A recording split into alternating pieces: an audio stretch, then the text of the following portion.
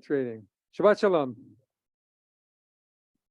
Last year, it was Tisha B'Av, our holiday of mourning the destruction of the temples.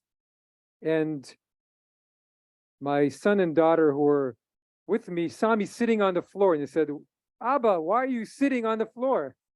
I said, well, because the ancient temples were destroyed. So Adir thought I said Asian temples. They went around saying the Asian temples were destroyed. But at the time I thought, it is strange. Why are we mourning the ancient temples so many thousands of years later? And it's like the story of Napoleon. There's a story about Napoleon that one day he was walking by a synagogue and he heard people crying and wailing on Tisha B'Av. And he said, well, what's going on? Why are the Jews in their synagogues wailing? And they said to him, because they're mourning the destruction of the temple. And so he asked, well, when the temple was destroyed? Oh no, when was it destroyed? And he said, 1800 years ago. And Napoleon said, wow, well, if they're still mourning the destruction of the temple now, surely they will merit to see it rebuilt. And so on one hand, that's about our Jewish resilience and steadfastness in remembering. We do a very good job of remembering. That's really who we are. But then on the other hand, why is it so important? Isn't God everywhere? Why do we remember that God was in the temple? As a Kosker Rabbi once asked all of his students, where is God? And he answered, well, God is in his place. When God is in the heavens. And the Kosker Rabbi said, no, God is wherever you let him in. And so 3 weeks ago, as I mentioned, we were in Israel, and my family were at the Western Wall at the Kotel on Friday night.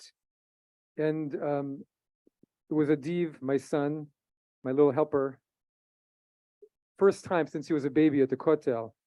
And as you know, he's kind of into all of this. But he was taken aback by all of it. Thousands of people singing and dancing, and everyone so Jewish looking and jumping, and he was keeping very, very quiet. And I think he was just in total awe by what was happening. He didn't say much, but later in the trip he said that was his favorite moment of the entire trip. And in general, I think we all felt it in Israel. You know, you see the history, you feel the land, you feel the power of the land, you hear the Hebrew, despite all the difficulties we're also talking about. There's no question that there are places that feel more powerful, that fill you with that sense of awe. For Adir and Shalva, the old city, Jerusalem, everything.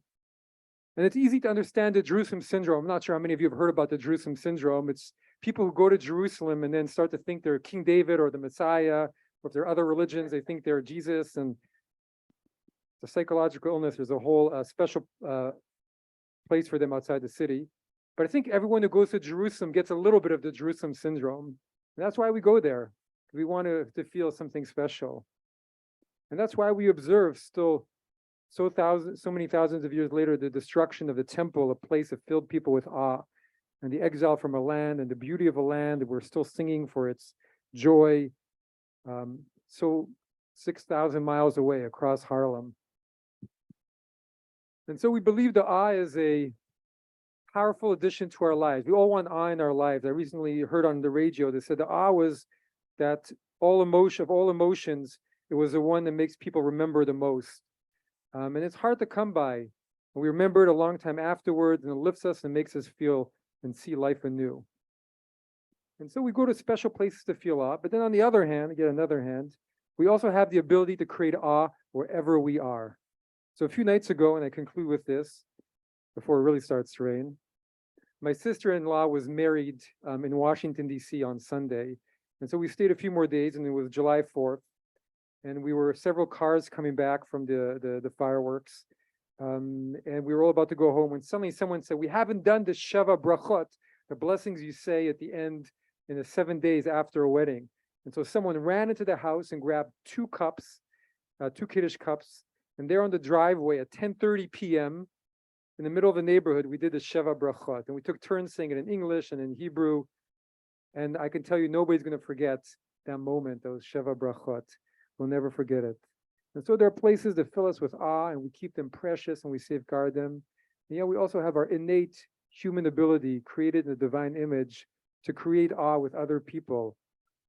and to make life worth living through that awe, whether it's at a wedding or right here on this Solomon Terrace, alive and joyful and full of song and dance. Shabbat Shalom. Shabbat Shalom.